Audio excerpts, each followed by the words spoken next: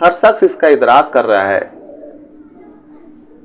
कि आने वाले अय्याम जो है वह हिंदुस्तान के अवाम खुसूसन मुसलमानों के हक़ में किस कदर ख़तरनाक और अलमनाक हो जाएंगे।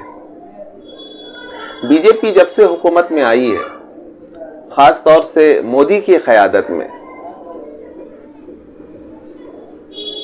तो महसूस ये होता है कि बीजेपी और आरएसएस जो साल से अपने मंसूबे को तरतीब दे रही थी, अब उसको जो है बरोकार लाया जा रहा है। हर मंसूबे पर अमल किया जा रहा है या उसकी मंसूबा साजी की जा रही है। टारगेट किलिंग, अब ये एक नई इब्तिदा हो गई है टारगेट किलिंग की। मुसलमानों में जो लोग भी दबंग किस्म के अफराद हैं उनको टारगेट करके मार देना। अभी मुख्तार अंसारी की खबर जो है वो गश्त कर रही है।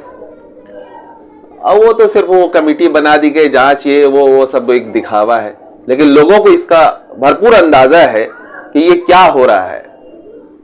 और ये एक मंसूबा बंद जो है, एक साजिश और एक बिल्कुल जो है एक स्ट्रेटेजी पर जो है ये काम किया जा रहा है।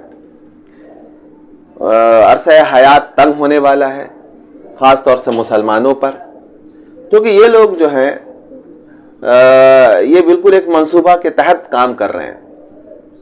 हम है कि ख्वाब गफलत में पड़े हुए हैं। हमें लगता है कि भाई हमें वो गोश्त खाने को मिलता है और हम मस्ती से जी रहे हैं, हर किस्म की मतलब हमें आसाइश और आराम है। हमें मुस्तकबिल नज़र नहीं आता है। वो अल्लामा इकबाल ने वो एक शेर कहा था, मुल्ला को जो है हिंद में सजदे की इजाज़त, नादां ये समझता है कि इस्लाम है आज़ाद।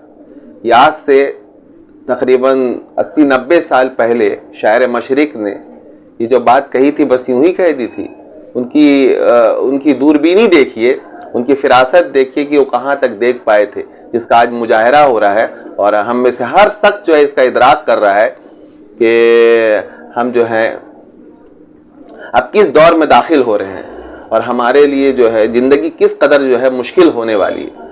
लेकिन अभी भी ये सूरत हाल हम लोगों की तो वही है। हम जो है वो ख्वाब से जो है जागना नहीं चाहते।